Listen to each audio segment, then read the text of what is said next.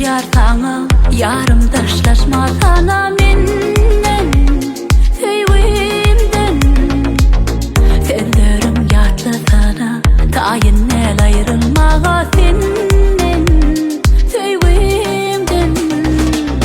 Saklanay saatlarım, yüreğim çeker sarın senin, bir senin.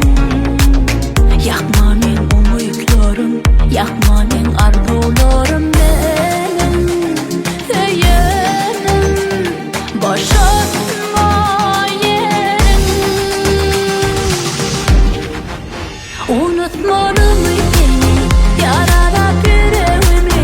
Başka da duymadım yarım sendeki yerimi. Unutmadım seni, yaralap yüreğimi. Dolanmak istem okuyayım, okuyayım beni. Unutmadım seni, yaralap yüreğimi.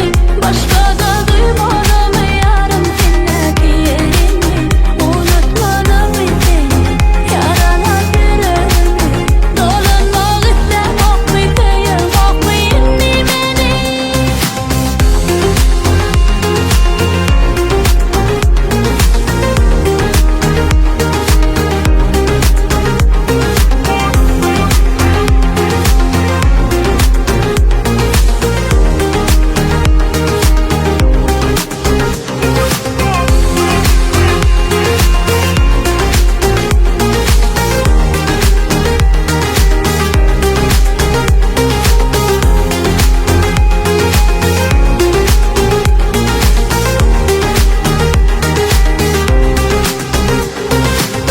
Hatırlatsam son mu yok mu?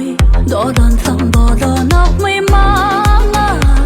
Sen bana sözlerime cevap yok mu? Ya men düşünüm ok mu sana? Ay sana nemedim ya dillerin, tutmaz mı inni penillerin, illerin. Başka söyleyendim yerin, darım çeksenim yarım senin, men senin, yarım senin. Unutmadım